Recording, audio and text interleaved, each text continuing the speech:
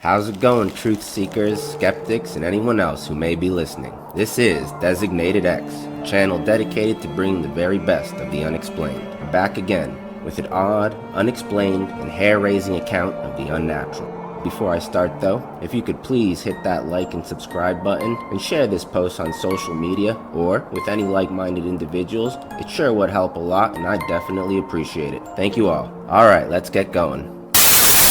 Are you familiar with the so-called X-Files? I believe they have to do with unexplained phenomena. When convention and science offer us no answers, might we not finally turn to the fantastic as a plausibility? Logically, I would have to say no.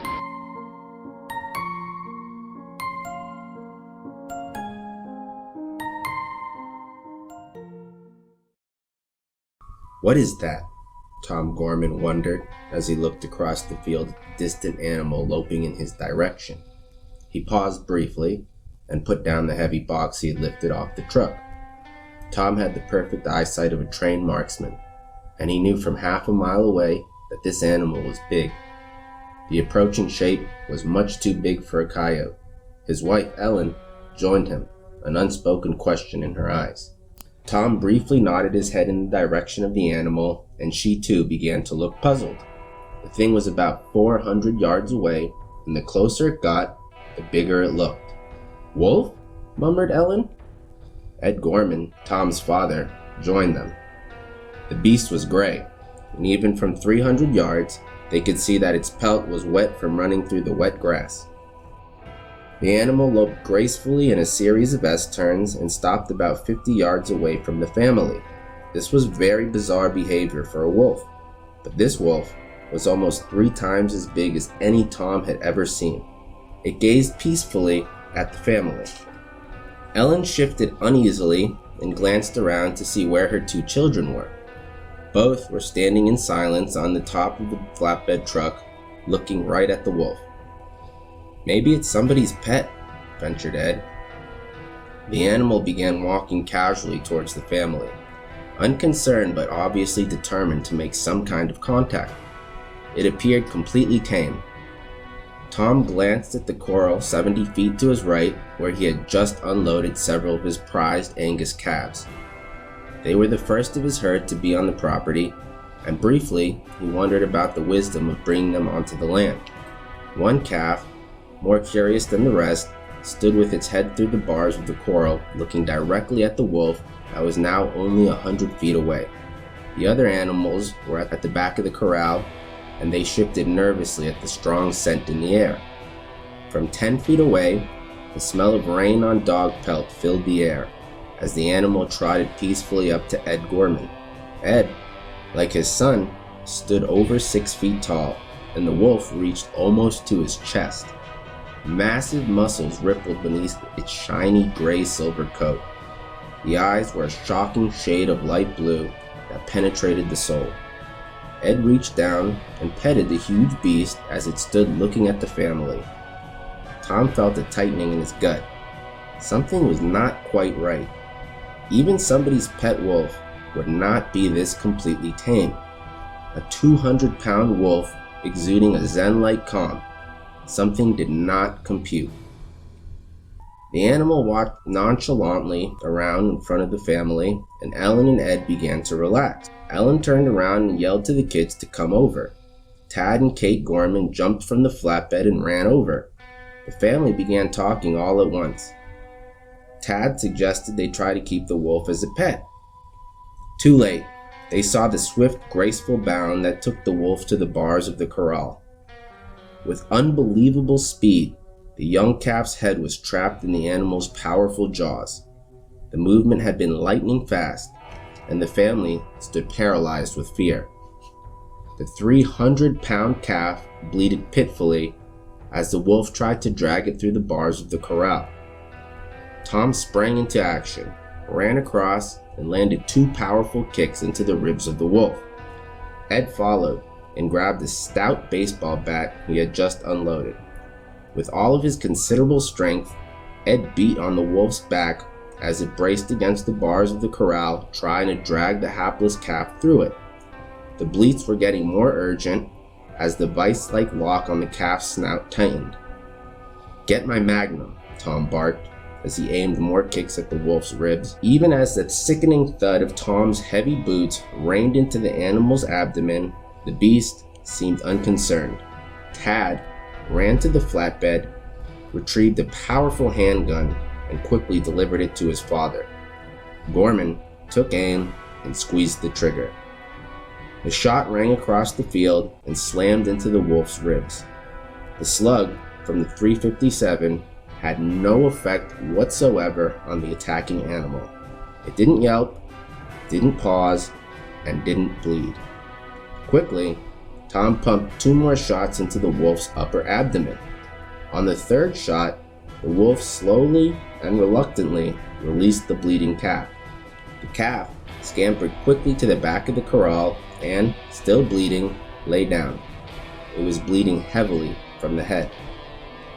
The huge beast stood about 10 feet away from Tom, but displayed no signs of discomfort. Tom couldn't believe it. 3 shots from a magnum should have killed the animal, or at least very badly injured it. Not a sound came from the wolf as it gazed unconcernedly at Gorman. The chilling, hypnotic blue eyes looked straight at him. Gorman raised the magnum again and, aiming carefully, shot the animal near the heart. It backed off maybe 30 feet, still facing the family and still showing no signs of distress. A chill crept over Tom. The family drew closer together. They were all more than familiar with the power of the Colt Magnum. They had seen firsthand the devastation it causes.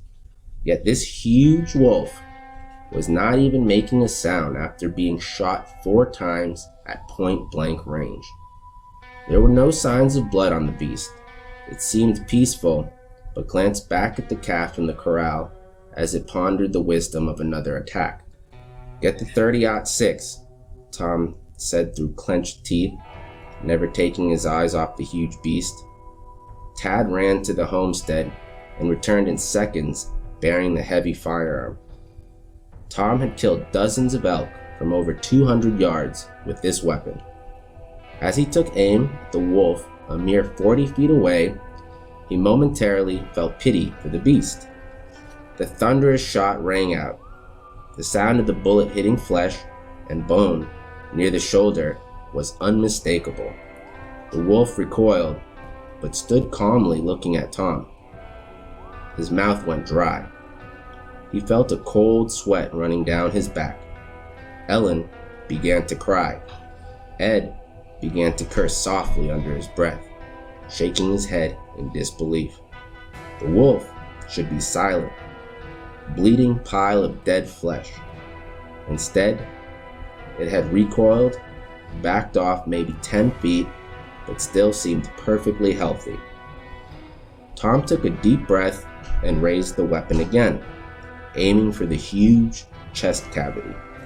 The bullet ripped through the animal, and a sizable chunk of flesh detached from the exit wound and lay on the grass. Still, the wolf made no sound. Then, with a last unhurried look at the stunned family, the wolf turned slowly and began to trot away across the grass. Tears of fear streamed down Ellen's face as she hugged her 12-year-old daughter. Tom's face was white, and there was strain in his voice as he turned towards his family. "Let's keep calm," he muttered hoarsely. It didn't sound very convincing. "I'm going after it." The animal was now almost 100 yards away, trotting west across the field in the direction of a dense group of cottonwoods. Beyond the cottonwoods lay a roaring creek. Tad grabbed the Magnum, and Tom hefted the .30-aught, and the family watched as they sprinted off in the same direction as the wolf. The animal was only trotting, but was covering ground quickly. Anger and fear pulsed through Tom as he pushed himself to run quicker. He was already out of breath, but they were gaining on the wolf. They could see the animal disappearing into the belt of cottonwoods and then reappear in the open ground beyond. It stopped, momentarily shaking itself free of the moisture from the grass before heading for the creek. Tad ran silently, feeling how upset his father was, but concentrating on keeping the wolf in his sight. The wolf seemed to be accelerating. It was now almost 300 yards ahead of them and still loping easily as it reached a denser patch of Russian olive trees that bordered the creek. As they ran, Tom noticed that the tracks of the animal were easily visible in the wet ground. Gorman was an experienced tracker, and he was confident that he could track the animal even in the thick Russian olives. His sharp eyes spotted the silver-gray blur as the animal disappeared into the tree line. Minutes later, Tom and Tad ran into the line of trees following the giant animal's tracks. In some places, it had left inch-deep impressions in the soft ground. There was no evidence of blood on or between the huge footprints. Tom couldn't shake the fear he felt as he brushed through the tightly woven undergrowth. His pace had slowed because the large trees were interwoven with thorny brambles and weeds. The tracks were still visible. As they approached the creek, they could hear the water gurgling as it cascaded merrily over the rocks. They broke cover near the bank of the creek, and Tom held up his hand. Tad stopped, and the two listened carefully. They heard no sound of an animal crashing through the undergrowth. The huge paw marks periodically meandered in and out of the surrounding vegetation, but consistently shadowed the direction of the creek. Tom guessed they had run about a mile. Several minutes later, the two broke through into the open about 40 yards from the river. They breathed a sigh of relief. It was hard going, stumbling through trees, making sure the head-high thorns and bushes didn't take a toll on their skin and their faces. Suddenly, Tom stopped breathing. He grabbed Ted's arm and pointed. The wolf tracks were directly in front of them, as plain as day. As they headed towards the creek, about 25 yards from the river, the prints entered a muddy patch, and it appeared as if the 200-pound animal had sunk almost 2 inches into the mud. The deep paw prints continued for another 5 yards and then stopped. The tracks simply vanished. So did the wolf. Gone. There was no possibility that the animal had leaped the intervening 60 feet to land in the river. The tracks just stopped abruptly. The Gormans walked slowly and carefully, looking at the perfectly formed tracks in the thick mud and trying to see any change that might explain the sudden disappearance. Around where the tracks halted, the ground appeared about as soft as the mud patch. It was as if the animal had vanished into thin air. Tom looked at his son, and he could see that the teenager was white-faced and trembling, close to tears. Tom felt stunned. He couldn't reassure his son because he just didn't have an explanation. "We'd best be getting back," he said hoarsely. "It's near sundown." Tad nodded dumbly, fighting to keep his father from seeing how scared he was. They were silent as they trudged the miles back to the homestead. Thoughts raced through Tom's head. The family had just moved from New Mexico to get away from the busybodies and the closed community that kept prying into their lives. They had looked into Utah because property prices were right. In this out-of-the-way place, tucked away in northeast Utah, they found their dream property, a 480-acre homestead that had been empty for almost 7 years. The elderly previous owners had virtually abandoned it. The owners were a prosperous family who now resided in Salt Lake City, and they visited their property a couple times a year to make sure the fence lines were intact. They were willing to unload the property to the Gormans at a very fair price. The family knew that about a year of hard work would be required to fix it up. High ridges bound the acreage to the north, the flowing creek to the south, and extensive fencing to the west. The homestead was hidden about a mile from the nearest road, down a dirt track that was almost concealed. In short, it was the perfect refuge for a family that yearned for privacy and a home where they could relax and put down roots. The Gormans were happy to trade a small-town life in New Mexico for a new start in a Mormon community in rural Utah. Like most of their neighbors, the Gormans were members of the LDS Church, although they could not be considered devout. As they trudged through the deep undergrowth, Tom couldn't shake the feeling that something was horribly wrong. Had they made a mistake in buying this place? Thoughts tumbled through his mind, causing his gut to tighten even more. It was physically impossible, and it had occurred in daylight and in full view. Quickly, Tom came to a decision as he stood facing his family. He was not going to second-guess their decision to move from New Mexico. "Look, son," he said to Tad, "I can't explain what happened, and I'm not even going to try. Let's just forget that this ever happened and have a meal in town." Tad just grinned weakly, relieved at least that his father was taking charge.